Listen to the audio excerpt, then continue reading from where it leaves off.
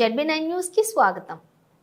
కరీంనగర్లోని శ్రీ ధ్వని neuro super speciality ఆసుపత్రి ఆధ్వర్యంలో మెగా ఉచిత నరాల వైద్య శిబిరం నిర్వహించారు.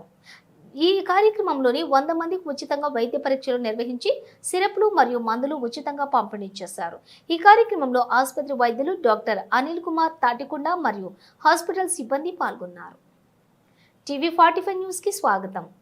చాహల్ ధనశ్రీ విడిపోతున్నారంటూ కొన్ని రోజులుగా వార్తలు. 18 నెలలుగా దూరంగా ఉంటున్న జంట విడాకులు మంజూరు చేసిన బాంద్రా ఫ్యామిలీ కోర్టు.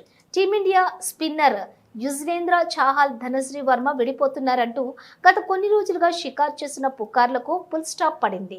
వారిద్దరూ ఇప్పుడు అధికారికంగా విడిపోయారు. విడాకులకు సంబంధించిన చట్టపరమైన ప్రక్రియ పూర్తి కావడంతో వారి వివాహ బంధం ముగిసింది. నిన్న ఉదయం 11 గంటలకు ధనశ్రీ వర్మ చాహల్ ఇద్దరు ముంబైలోని బాంద్రా ఫ్యామిలీ కోర్టుకు హాజరయ్యారు. న్యాయమూర్తి ఆదేశాల మేరకు ఇద్దరు కౌన్సిలింగ్ కు హాజరయ్యారు.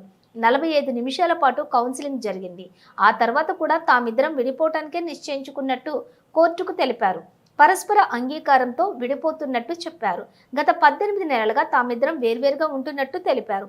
ఇద్దరి మధ్య పొసగకపోవటమే ఇందుకు కారణమని వివరించారు.